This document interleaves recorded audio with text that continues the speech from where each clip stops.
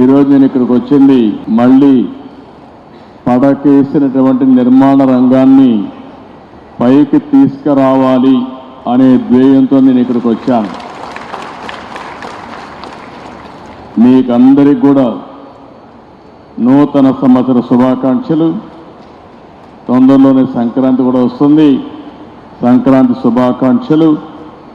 ఇదే కాకుండా భవిష్యత్తులో కన్స్ట్రక్షన్ యాక్టివిటీకి పెద్ద బూస్టప్ రావాలని మనస్ఫూర్తిగా నూతన సంవత్సరంలో కోరుకుంటున్నాను.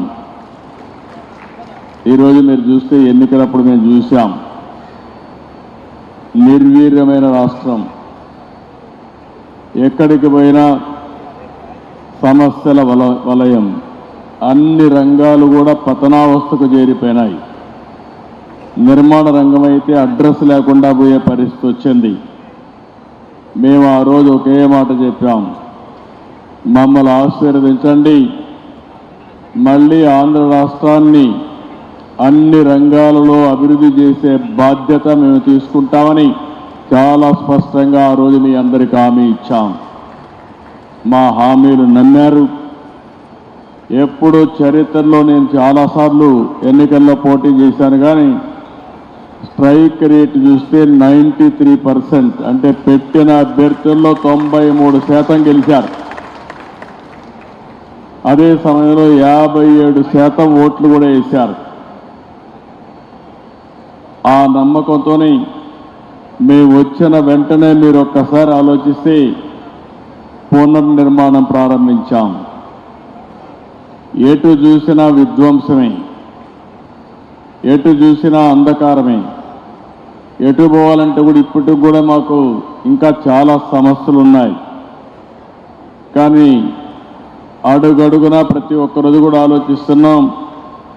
ఆలోచించి నిన్నే మీరు చూస్తే ప్రధానమంత్రి గారు వచ్చి ఆంధ్రప్రదేశ్ రాష్ట్ర చరిత్రలో ఎప్పుడూ రాని విధంగా 2,08,000 కోట్ల రూపాయలకు ఫౌండేషన్లు వేశారు.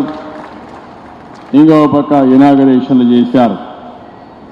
అంటే ఇప్పుడిప్పుడే కొత్తగా పెట్టుబడులు వస్తున్నాయి. విశ్వాసం పెరుగుతూ ఉంది. బ్రాండ్ ఏపీ ఇప్పుడిప్పుడే మళ్ళీ ముందుకు పోయే పరిస్థితి వస్తూ ఉంది. దీంట్లో అనేక రంగాలు పెట్టుబడులు వస్తున్నాయి. ఆ రంగాలు మీరు చూస్తే ఎప్పుడు కూడా నూతనమైన రంగాలను అందిపుచ్చుకోవడంలో ఒక పక్కన ఎన్డీఏ కానీ తెలుగుదేశం పార్టీ కానీ ఎప్పుడూ ముందుంటాం. ఈరోజు మీరు చూస్తున్నారు, 95లో హైదరాబాద్లో ఏమీ లేని సమయంలో అంచెలంచెలుగా అభివృద్ధి చేసి ఈరోజు ఇండియాలోనే నెంబర్ 1 సిటీగా, మోస్ట్ లివబుల్ సిటీగా తయారు చేశామంటే ఆ రోజు చేసిన ఫౌండేషనే. అక్కడ కూడా ఆ రోజు నిర్మాణ రంగమే లేదు. అలాంటి నిర్మాణ రంగాన్ని ముందుకు తీసుకుపోయాం. స్టెప్ బై స్టెప్ అభివృద్ధి చేశాం, ముందుకు వచ్చాం.